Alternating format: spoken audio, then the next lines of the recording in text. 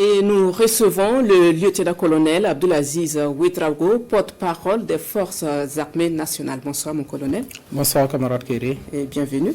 Merci. Alors nous venons de suivre le reportage qui revient sur ces attaques complexes qui ont visé les positions de nos forces de défense et de sécurité à Gaïri, à Solhan et à Seba.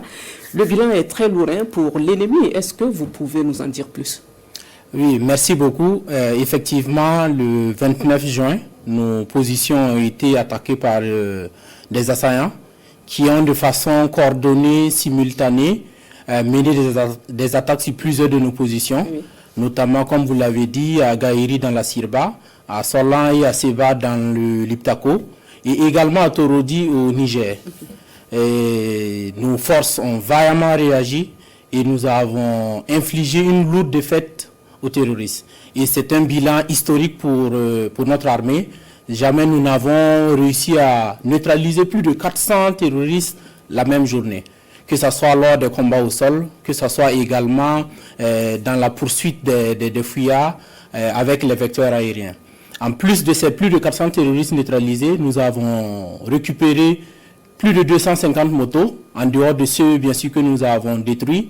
Nous avons également récupéré 253 armes, tout calibre confondu, allant de la 14-5 à la 12-7, avec des AK-47, des PKMS et des RPG. Et nous avons également récupéré du matériel de communication que les terroristes utilisent pour échanger. Et nous avons également récupéré du matériel de couchage, des produits pharmaceutiques et divers objets. Donc, c'est l'occasion pour moi de saluer la vaillance et le courage de ces forces qui veillent au grain.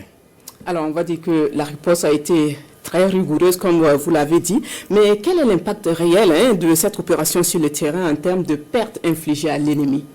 L'impact, au-delà du bilan que je viens d'établir, est que nous avons désorganisé les terroristes et surtout nous avons empêché un destin funeste des impérialistes de se réaliser, parce que vous n'êtes pas sans savoir que ces attaques interviennent à quelques jours de la décision courageuse et souveraine de notre pays de rompre ses accords diplomatiques avec la République française. Donc les forces combattantes ont veillé au grain.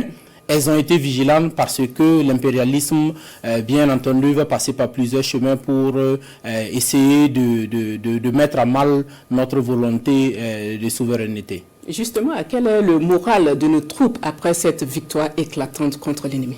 Le moral de nos troupes est bon. Et avant d'évoquer le moral des troupes, permettez-moi de m'incliner devant la mémoire de nos 3 soldats tombés et de souhaiter un prompt rétablissement aux blessés. Le moral des troupes est très bon. Les camarades ministres de la guerre et de la défense patriotique et chef d'état-major général des armées ont adressé leurs vives félicitations aux troupes. Actuellement, nous avons des chefs militaires qui se sont rendus sur le terrain pour galvaniser et féliciter les troupes et rendre visite aux blessés qui sont pris en charge dans nos différentes infirmeries de garnison. Et le moral est très bon, le moral est haut parce qu'ils ont fait le serment de défendre leur pays et ils iront jusqu'au bout, quoi qu'il en coûte. Et quel est justement le message que vous souhaitez adresser à nos vaillantes forces de défense et de sécurité?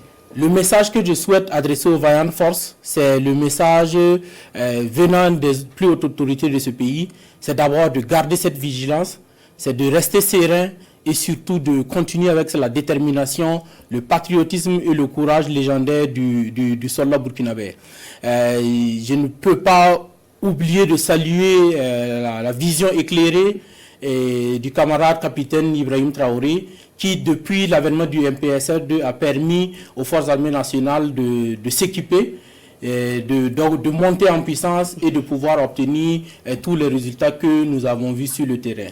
Et pour terminer, je vais appeler les populations à toujours continuer de collaborer avec les forces armées nationales, de continuer de dénoncer les personnes suspectes, d'être résilientes et surtout de croire en leur armée. Et c'est ensemble que nous allons vaincre le terrorisme, c'est ensemble que nous allons déjouer les plans machiavéliques de l'impérialisme et c'est ensemble que nous allons libérer notre pays pour le bonheur de toutes nos populations. Merci beaucoup, camarade porte-parole des Forces armées nationales. Je rappelle